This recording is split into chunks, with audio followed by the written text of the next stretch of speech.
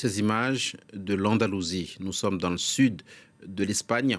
La région et avec elle le reste du pays sous le choc de l'incendie le plus meurtrier en Espagne depuis 40 ans. 12 morts, des dizaines de blessés, de disparus. Ce samedi, une météo plus favorable, plus clémente devrait aider à faciliter le travail des pompiers qui continuent de se battre contre les éléments. Les tout premiers éléments de l'enquête laissent entendre que dans certains cas, des victimes n'auraient pas respecté les consignes de sécurité. Leur profil commence aussi à se préciser. Avec nous en ligne de Madrid, notre correspondante Selma Hadj-Bouziane. Bonjour Selma. Quelle est la situation ce samedi matin en Andalousie?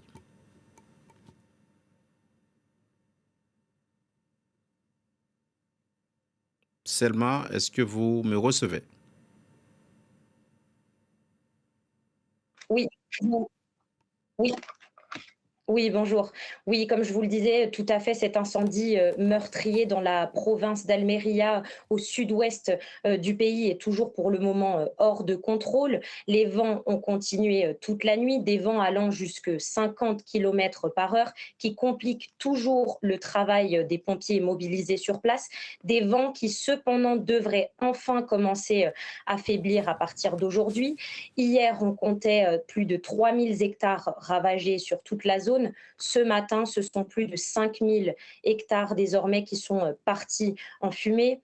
Des dommages d'une ampleur absolument exceptionnelle. En ce qui concerne le bilan humain, il reste toujours le même, 12 victimes, 8 blessés et toujours 23 personnes portées disparues, avec plus de 1400 résidents qui ont dû évacuer la zone. Selma, les feux de forêt en Espagne sont assez habituels, on sait, mais celui-ci choque particulièrement, ne serait-ce que par son bilan. 3 jours de deuil ont été décrétés pour la région. Oui, exactement. C'est l'un des pires incendies que l'Espagne ait connu depuis 1984, avec un bilan assez lourd, comme on le disait. Une minute de silence a été observée hier à Séville aux alentours de midi. Cette minute de silence a également été observée hier lors de la rencontre de l'Espagne face à la Belgique aux États-Unis en hommage aux victimes. Des hommages qui montrent l'importance et la gravité de cette tragédie.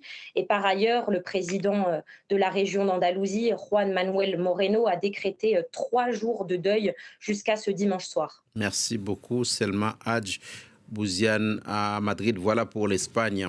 En France,